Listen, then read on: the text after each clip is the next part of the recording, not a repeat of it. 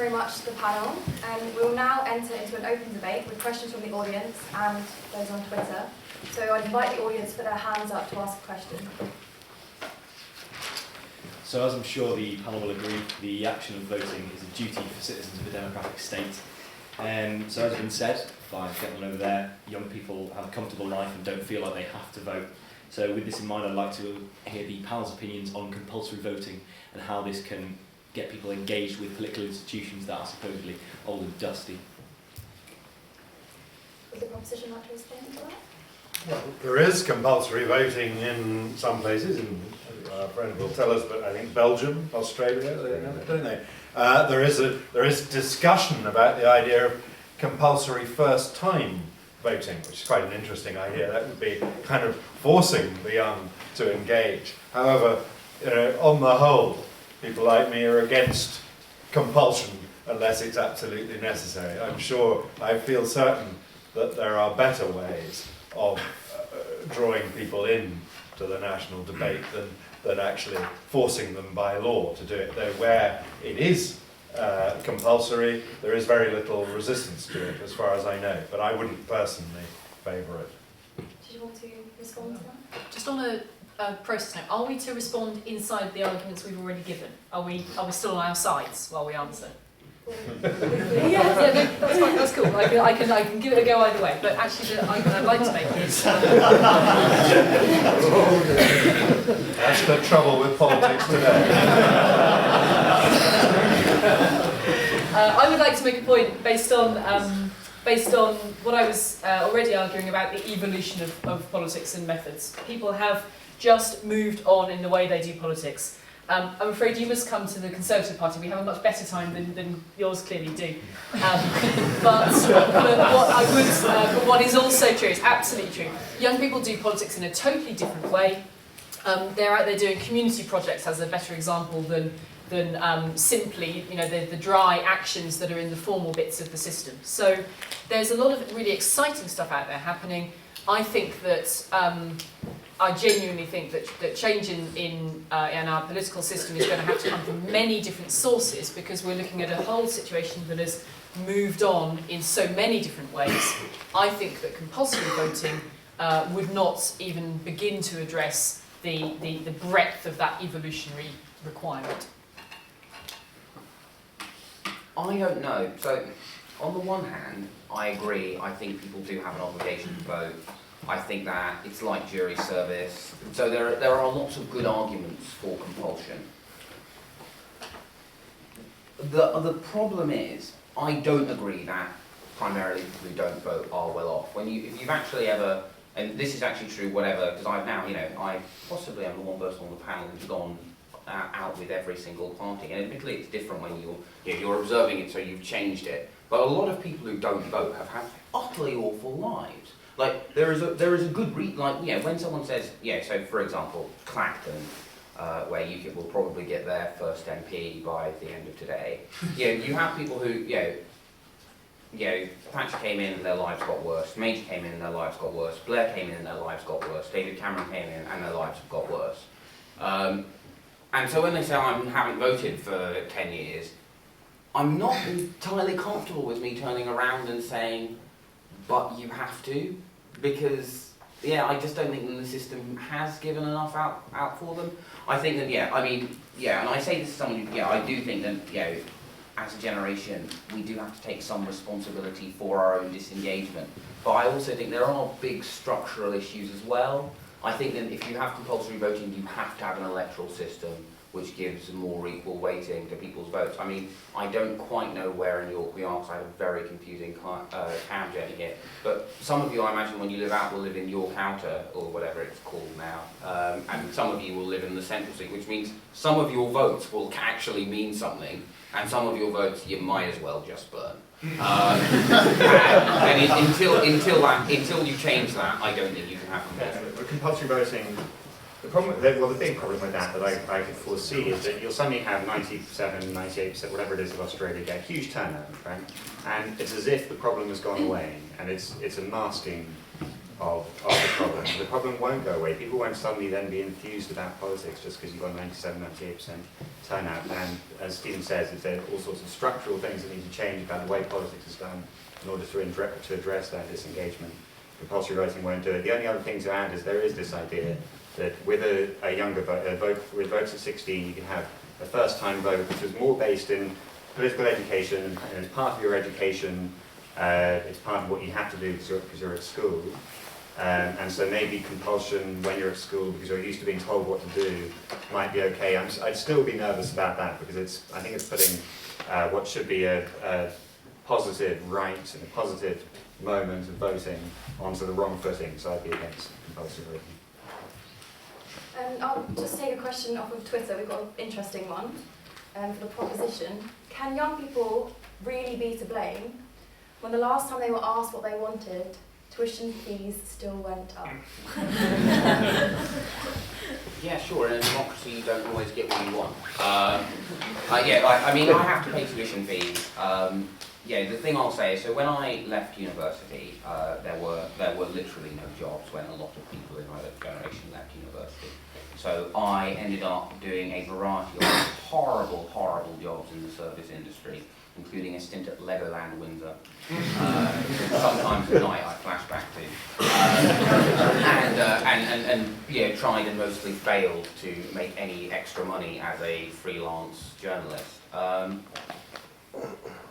And in that time, I paid no tuition fees back. I paid the same amount of tax as anyone on basic rate working at Legoland Windsor, or working in a bookshop, or working at a restaurant I won't name, because I just won't name it. And your point is? And don't worry, there's a point in there.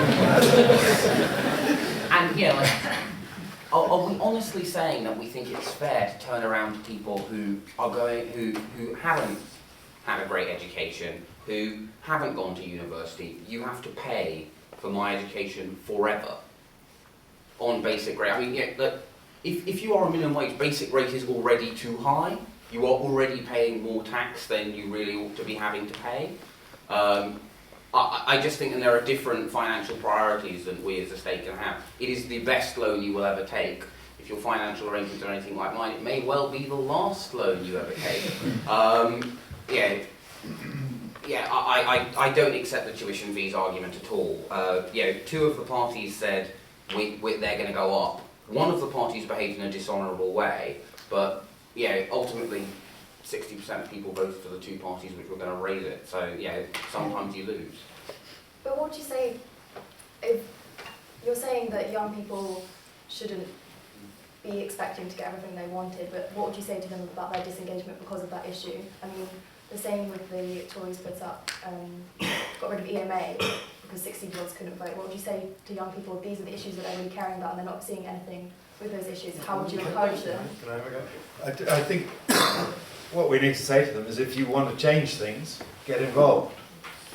And that is, those are rather harsh lessons in politics for young people. Those are good examples. I regard tuition fees, student loans, actually as a kind of graduate tax. I think this generation of students, their education is being paid for by the present generation of taxpayers. The repayment of student loans in 10, 15, 20 years' time will pay for another generation of students to study. It needs to be understood in that way. But in a general sense, if you don't like changes in the way youth is treated, you just have to get involved and make the arguments. You cannot just passively sit back cursing at it all as though it's happening in some other dimension altogether.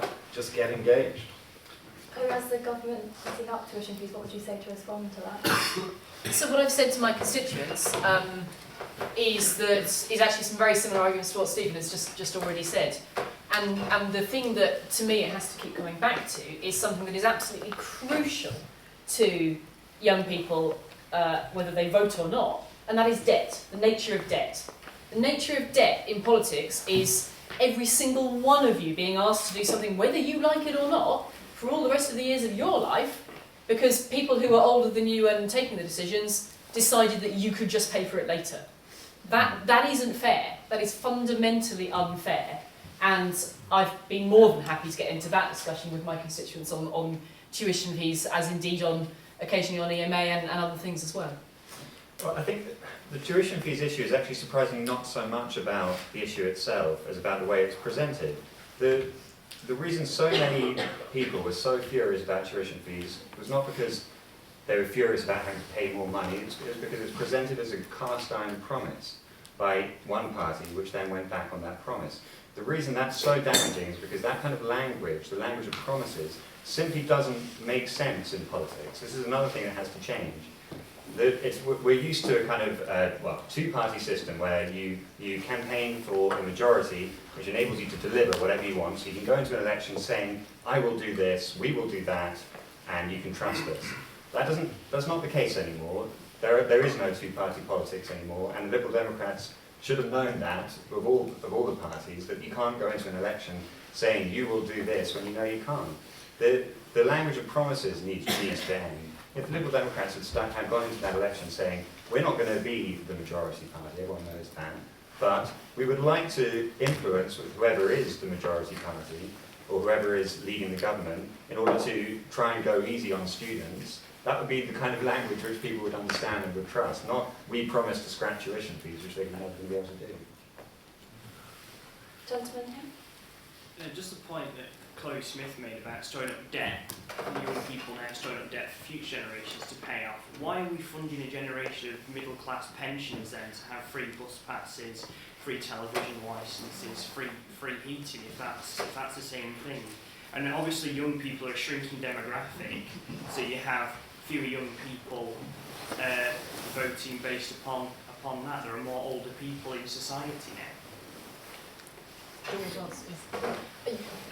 You've made actually you've brought our argument back to where we almost began in the main debate, which is if a government were to be acting strictly democratically, you'd be responding to the people who've taken their time to show their views. So yes, that becomes a bit of a numbers game, and you're right, the numbers are a bit brutal here because there are, for the time being, more people of an older generation than there are younger. And the point I was making earlier makes this worse. If we collectively decide actually we're not going to bother with voting, then we only exacerbate that situation, and we all really do fall off the edge of a democratic cliff when that happens. That would be a really bad thing, which is why I think we do need to address this situation, and together both existing politicians and everyone here make those changes.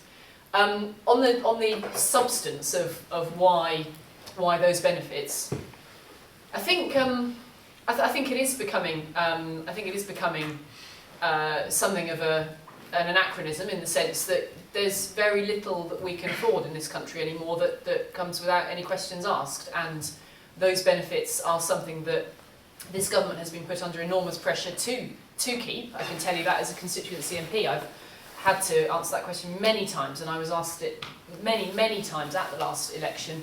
Will you keep these things? These benefits are really important to me. Said the elderly lady whose life is tough.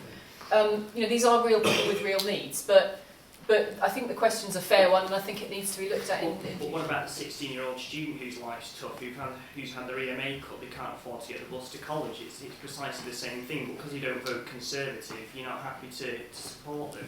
I've not said that, and I think that's going to That's what it boils down to, isn't it? No, I'm sure it's not your party, you're not willing to... I mean, there is also actually a really important progressive argument for universal services. If you don't have bus passes which go to middle-class pensioners, it is much more, like everyone benefits from this, where there are middle-class elbows in a system arguing for more improvements. This is why education reform is so important. You need to lock as many middle-class parents into the education system as possible, and that's the great insight that powered the first 4 years of education reform under the coalition, is that you need to lock in as many middle-class elbows as possible. Otherwise, you just end up in a situation where poor pensioners get supposedly universal services, which are a bit rubbish. I agree that, speaking personally, is late-era Cameronism a less attractive proposition than early-era Cameronism? Yes, obviously. And that is, again, because politicians need to get elected. In an ideal world, you'd have, I completely support the Dem policies, and they voted on their conference to have universal bus passes for, I think it was 16 to 21-year-olds in the end. Yeah, I think that's a great policy, but there are lots of things I would like the state to do that it can't do. I think there are lots of things that basically everyone in the House of Commons would like the state to do that it can't do. And you can either have the kind of, don't worry, it'll be fine because pre-distribution approach, or you can go, well, cynically, I have to get elected, and yeah, if you don't vote, then other young people also suffer, and that is why I think our generation does look at itself. And you would have a completely different political climate if 18 to 24-year-olds voted in the same proportion as over 65-year-olds. They used to do that 50 years ago. They don't do it now. The sense of civic duty of voting has been lost almost entirely, but 50 years ago it was a very important factor. Everyone who could got out and voted. Now they don't. So it is skewed in that way. And in terms of the affluent and the poor, actually, contradicting what my friend said a few moments ago, the affluent tend to vote in a higher proportion than the very poor. Now, if the very poor also were voting in the same proportion as the relatively affluent, that again would change the political climate. So everyone has a self-interest, personally and in their social grouping, in getting out to vote. There is no exception to that. There is no argument at any point for saying, don't bother to vote, it can't help. It always will help. Would you like to respond to that? Yeah, just a reflection really that it's true that young people don't vote and poor people don't vote comparatively, but it's not true that it has to be that way. In America, historically, back in sort of the late 19th century, young people and poor people were the people most likely to vote. There are political systems which are geared towards politics being the avenue of hope for the young, the disenfranchised, the dispossessed. And the question is how to get there. And I was talking earlier about this sort of cycle that you get, policies which were weighted against the young people not voting. How do you ever break out of that? Well, if all votes counted more, perhaps politicians would be more incentivized to go after all sorts of different types of vote. At the moment, they're not. There's a very narrow band of votes that they need, and there's no incentive, little incentive to go beyond that. So changes to the system might help break that cycle. If I may, there's another point I'd just quite like to add. I think the subtext of the gentleman's question was he doesn't much like the Conservatives. We can have a debate about that. The actual text of the gentleman's question was, or the follow-up point was, if you voted Conservative, you got what you wanted. And actually, guess what? We're talking about democracy. I, for one, and others in my party, put forward a manifesto, and we're delivering it. That, in the context of this debate and the points we're making here, is a virtue, not a vice. In the blue shirt? We've heard a lot about how the systems have changed in order to engage the youth and to incentivise politicians to act on behalf of the youth. But does the panel believe that the voting age be lowered to 16? Yes. Absolutely. There's no, and I think the Scottish referendum has demonstrated absolutely once and for all that there are no arguments against this. The way that the 16 and 17-year-olds engaged in that debate just put all of the arguments against it to shame, frankly. The idea that somehow the 16 and 17-year-olds aren't equipped or less equipped than their parents to get into these conversations, I think everyone in this room knows that that's just no longer true. It's also, I mean, in this idea, in this argument about voter engagement, there is this opportunity to essentially get them while they're young, when people are in school, and if you had a much more increased civic education, political education system, one which is given much more weight in the curriculum, then, and young people are encouraged to see that this is a really important part of their life, then a vote at 16 is the perfect time in which to make the most of that potential. What would you say to the opinion that just simply gives parents another vote rather than 16-year-olds? I think that's not very fair on 16 and 17-year-olds, particularly 21st century 16 and 17-year-olds. I don't think that. That wasn't what people who studied the patterns in Scotland found. The young people were not following their parents necessarily, I believe. Is that right? I don't know about it. There were some academics in Edinburgh who came up with that. I personally, I think, if forced to choose, I would say yes, why not? Actually, it would inject a whole lot of new energy into politics by doing that. The Scottish example was the referendum I've described in print as a catastrophe in many ways, because it opened such a can of worms, but in that youth engagement aspect it was good. And how were they engaged? They were engaged actually in rather old-fashioned political ways, through family argument and through school and college debates in this format. And actually the social media stuff, which everybody bangs on about, how it should all sort of somehow transfer into social media, was very negative, very damaging, full of sort of nasty, trolling, bitter attacks. But the real live debates in schools and colleges were a wonderful thing and really got people excited and passionate about it. So actually on balance I'd say yes, why not? Yeah, if you pay tax, you should be able to vote. It was actually, I mean, I covered the Scottish referendum in a weird month that never actually came to go to my home. It was a horrible, horrible campaign full of lots of Nazi elements. The one thing about it which wasn't horrible was the campaigning which went on in schools. And that proves that you can have a political discussion in schools without it becoming a politicised space, which I think was a legitimate fear before. So just to add some spice to the arguments, I have previously spoken against this, and I've said this in Parliament, so I'll just give a couple of the reasons why I have in the past said this. I'm coming round too, by the way, my opinion on this is changing, but what I have said is, I think there's a problem where we have inconsistency in the ages where we're allowed to do stuff in this country. So we don't have a single adult age, we basically have 16, 17, and 18 for different things. So it's not like there's a single compelling time when voting ought to be brought into line with other things. We perhaps ought to do a job of bringing everything else into a different line as well. A second reason that I think is possible to put against voting at 16 is that there's quite inconsistent data on it, and I mean data in the sense of polling data from young people themselves. I've looked at polls where, this is pre-Scotland, I've looked at polls where you ask 16 and 17-year-olds would they like to vote, and they say yes, we'd like this power and this ability, yes. But you look at a wider age group, and I've seen one that I think went from 14 years old through to early 20s, and the aggregate answer was actually no. So I think there is a mix in the evidence there, which has in the past caused me to say the case isn't made. But I think the other thing I would always say about this as well is that the case is not made for there being just a single silver bullet for fixing politics. It's like compulsory voting. There isn't a single one of these that would fix everything. We ought to look as well, if we were to go down the votes at 16 route, we really, really ought to look at sorting out citizenship education. I don't think it's good enough. I don't think there's probably a single person in the room who thinks it has been good enough. There are so many ways we can do that better. We have to go to the heart of a problem that is often expressed in polls, which is confidence in knowing how to use a vote. That's there in what young people say about things they find hard about politics.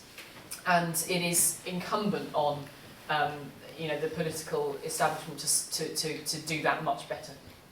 We have time for about one more question. At the back. There's been a lot of talk about social media with regards to what the youth and the generations that face them. And Sky News's Stand Up and Accounting campaign was mentioned.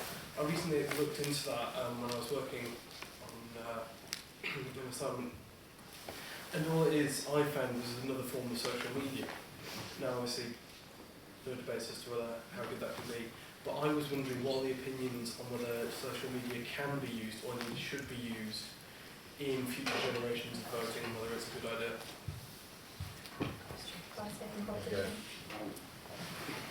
I mean, it is now and probably forever will be a way that political parties and movements and petitioners communicate with each other.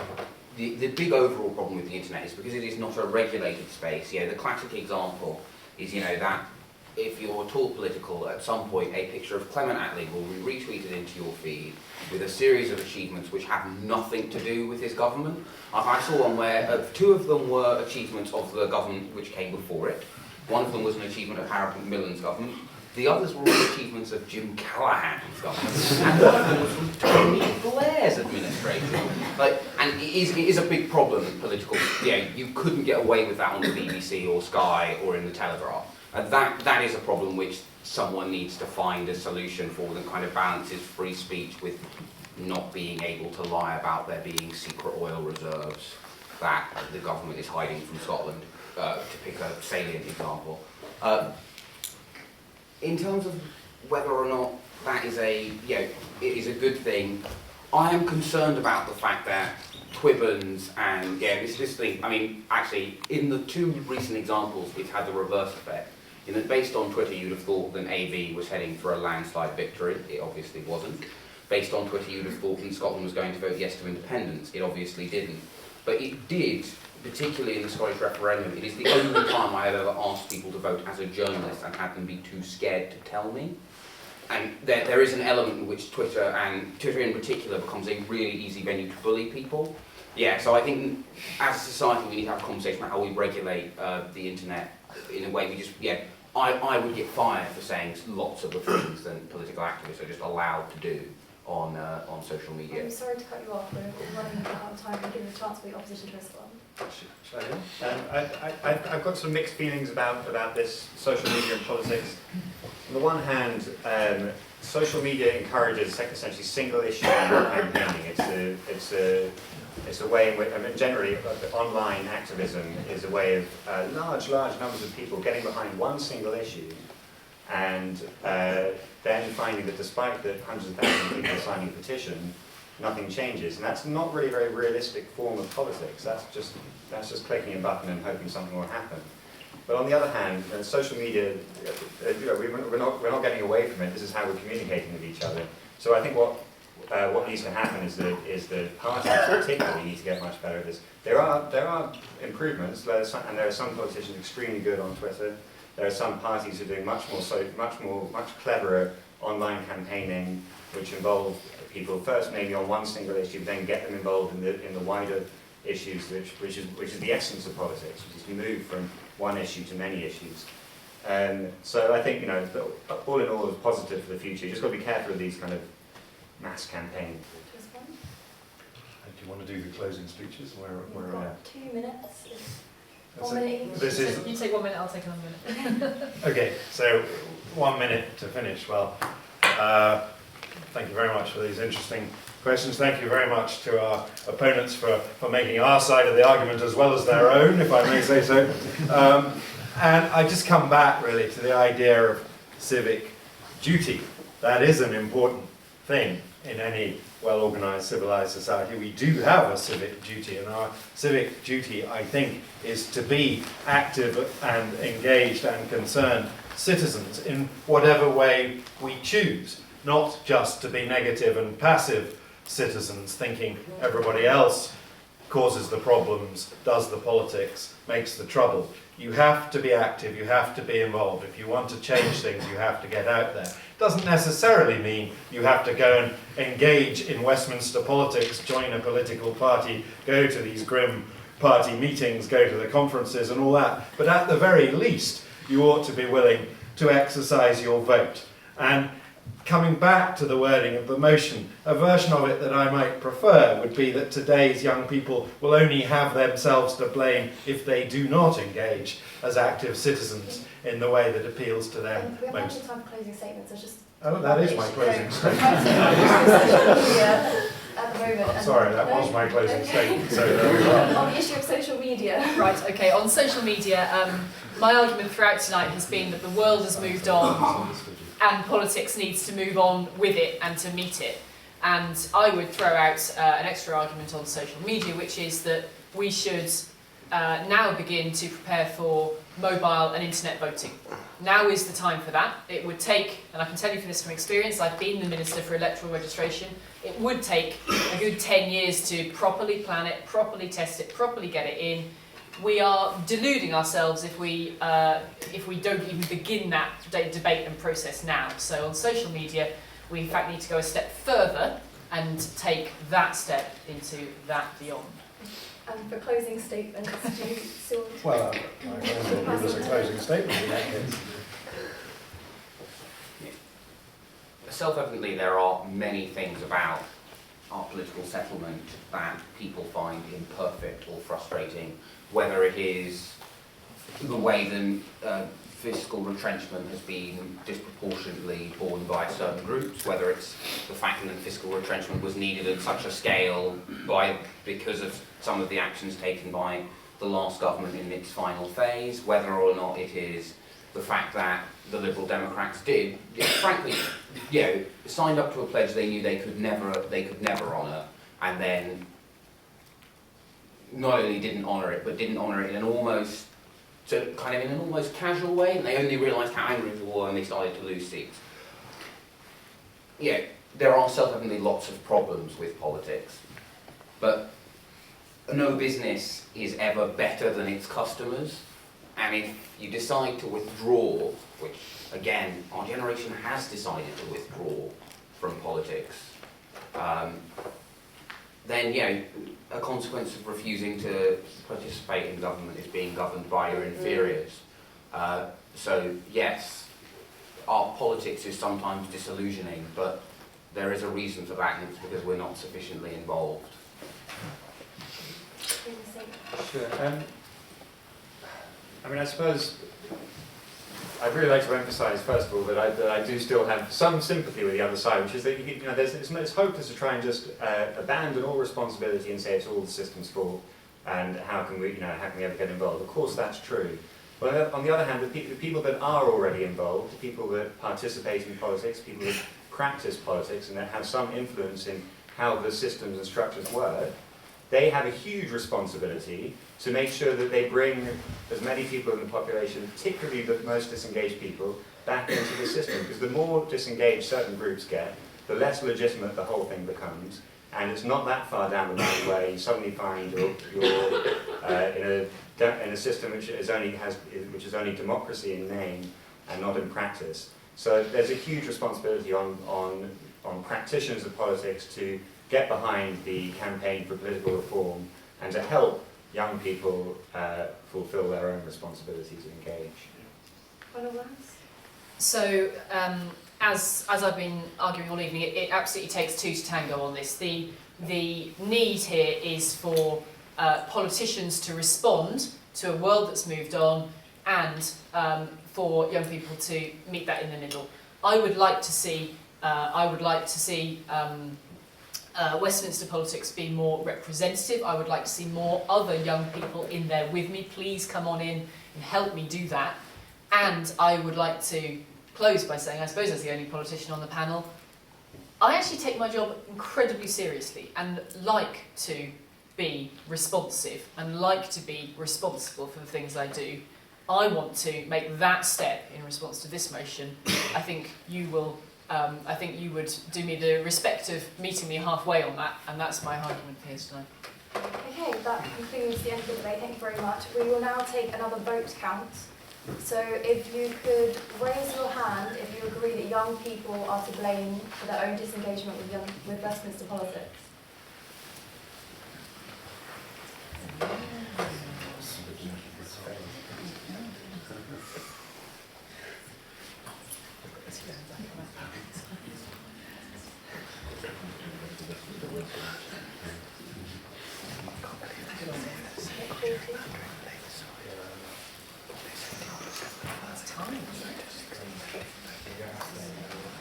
Abstentions? I'm a libertarian.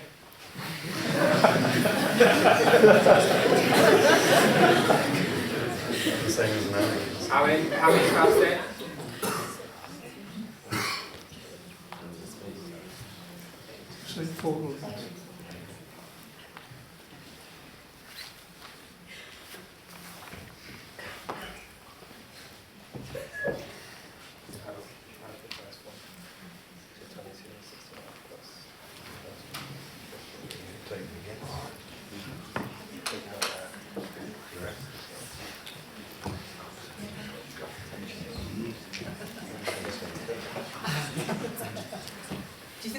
you can edit this to make someone look like a villain. You had some people. Well, It's true there were two. Yes, okay, yeah. So, You need to vote again. yeah. Vote against.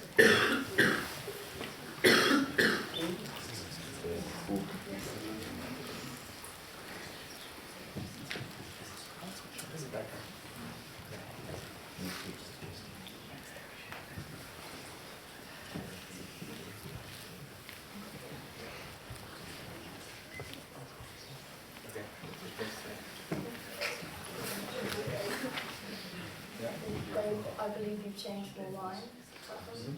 Yeah. So